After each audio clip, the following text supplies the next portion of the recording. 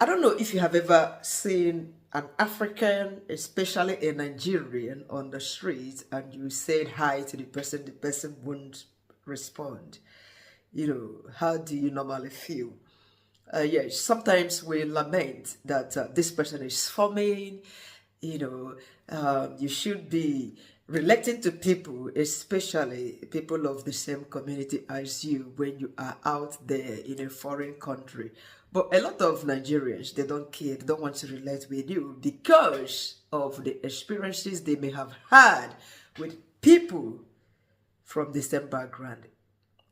So this is a story, a touching story of a Nigerian, how another Nigerian dealt with him at work. Yes, I think this is common among Nigerians at workplaces. A lot of them are so competitive, jealous. Some have not even left their Nigerian attitude. Anyway, let me go on and read this story first. Credit to Tochi Esther because I got this story on her page. Hello, Tochi. I came across your post on Facebook about how Nigerians treat each other abroad. And honestly, I am one of those people who now strongly believes that Nigerians abroad should sometimes keep their distance from each other. And I mean it. Stay on your lane. Day your day. Make a day my day. For real? Hey. Because the person that almost ruined my life, almost made me lose my job, was someone who looked exactly like me and spoke the same language as me. We worked together in a care home. I had been in that company long before she joined. It's even a she. And you know how it is. When you see your fellow Nigerian abroad, you naturally feel warm. I welcomed her with my whole heart. I showed her the ropes, guided her, even defended her at some point. It's true. To be honest, when you see a fellow Nigerian at work, church, last 2 Sundays I went to church, PM I saw a black lady, I went to greet her. Lo and behold, she's a Nigerian. The first Nigerian I'm seeing in that Baptist church here. To my utmost surprise again, she just addressed her daughter, calling her daughter an Igbo name. I say, hey, my sister, this was how we embraced each other. And guess what? She'll be making my hair for free. For free. When I say hair, it's those kind of hair that you will make. You will spend 60 pounds here, 70. Because I just admired her daughter's hair. I said, who made your daughter's hair? He said, I do. Just bring your attachment. First time I'm meeting this person. He said, buy extension and come. I'm going to make your hair for you. Tomorrow, I'm going to be wearing a new look. Free. But I cannot go empty-handed. I will surprise her as well with my, a bag of Christmas thingy for her and her children because I've never seen anything like this. But this same lady turned around and reported that I abused a resident. That's a big allegation, especially when a resident is involved, service user. Something I would never do. Something that never happened. Ooh, I was shocked. I kept asking myself what I did wrong. Before I knew it, I was suspended. Investigation started. My whole world shattered. I was at home for weeks, depressed, confused, and scared of losing everything I had worked for. Police case for this matter. Police case for this country can really tarnish your credibility, especially if you are guilty of the offense you were accused of. She even went around saying things I never said, adding lies upon lies. It was messy, but God stood for me. After the investigation, I was vindicated. They found out I was innocent. I was compensated, hallelujah, and allowed to return to work. But the damage was already done. I know how it feels. Some people might not even learn that that the story has turned around, that you are innocent, especially people who had left the company. They have spread this thing. They will go home and talk to their families and friends about, hey, one of this Nigerian staff at work, look at what she did and blah, blah, blah. They will not go back to tell those people they have said all of those things to that it was all lies. Even the people they told in their house, their families would go out there and tell friends, thereby branding us negative in a foreign land. It's bad. But the damage was already done. My peace was gone. My name had been dragged. I just couldn't remain in that place with everything that happened. So I left and found another job. Good for you, my sister. The experience taught me a hard lesson. And funny enough, this was not the only one. Another Nigerian, this time, my neighbor, also showed me wickedness. Only you waka come this country. I can't even begin to explain. All from people I thought would understand me because we share the same background. Sometimes I ask myself, to what end?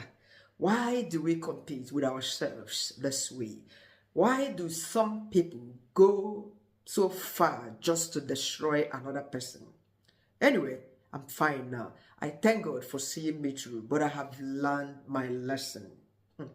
I just stay on my lane, on my own, and mind my business. Feel free to share this, please. This is why I am sharing this. Yes, because she said, feel free to share this, please. You know, a lot of us have been through this. People that are supposed to be our brothers keepers at work, watch your back at work, they are the ones biting you behind your backs.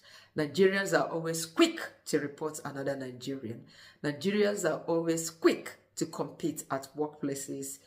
I mean, they drag for positions. You know, the same attitude we exhibit back home. Our tribalistic attitude, we usually carry those things along to the overseas. At workplaces where you are supposed to have an open arm to your fellow colleague. Do you know how it feels when you are at work and you are the only Nigerian among all the staff? You know some of Yibo's jokes. Some of their jokes are so dry, you don't even understand them. They will laugh, close their mouth. But when you have somebody of your own background at work, you feel at home. You can easily say something, the person will understand you. You can even use pidgin English. You can even, make a gesture, the person would code. You don't know how it feels. These are the people we fight at work. We compete against at work. We do everything in order to bring that person down. A Nigerian said to me, a man, that a colleague of his, they are from the same tribe in Nigeria, reported him at work.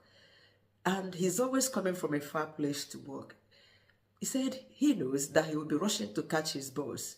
Just 5 minutes before work, he would leave. But it was that his colleague, who is from the same tribe with him, that reported to the manager. And even did a video recording that he left the kitchen unkept. He did not do dishes before he left from work. You know, these people that do support work. Yes, they have access to the kitchen to support their clients. And this other person also shared his experience here. I worked with one, I did his induction, showed him the ropes of the job. In fact, promised him I will use my car to teach him to prepare for his UK driving test. Can you imagine that? Who can even do that here? It's hard. Teaching a learner with your car in this country. Definitely, this person must have been up to 3 years. Because for you to use your car as a family to teach another family friend means you must have been driving in the UK for a period of 3 years with UK's driver's license. I had a little oversight at work. Even the white folks were saying this is unlike me and it can be managed. Now this so-called guy start to disturb them, asking them if they are not going to report that. Even called me to inform me about the oversight. And the white colleagues are about to report me. Only for me to resume work the next day and discover that Baba himself called manager to report me. Child. I first distanced myself from him and his useless greeting. Do your job, I do mine. This were a guy made one worse mistake. And the white people did not even listen to my plea not to report him. Now immediately, them call office. Now the last day when he come work be that. So the guy later got sacked. Can you imagine? It's quite bad, to be honest. People are sharing different experiences. You might also have your encounter with our fellow people here. This other lady came up to say, I want to share two incidents, though it's only one that I'll read here. Okay, I want to share two incidents to show that I made sure I did not implicate these people because they were Nigerians like me. I was on a night shift, 2-to-1 with a white lady. 2-to-1 means two people supporting one resident. On our right was another 2-to-1. One man was sleeping. His snoring even drew our attention. The white lady is even paddy with this man. But the place of work, if you are caught sleeping, hey, it's sack. Fast forward to the end of the shift. The white lady said, I was right that I also saw him sleeping and sighing. Mind you, me and this man, we don't even talk, no greet. But I was like, I won't do it. I won't be part of it. But if I don't write, it might look somehow. I picked up papers and wrote, Mr. XYZ was seated on his chair, heads down, not sure if he was sleeping or not. That was perfect, to be honest. This Oyibo said that I did not prove anything.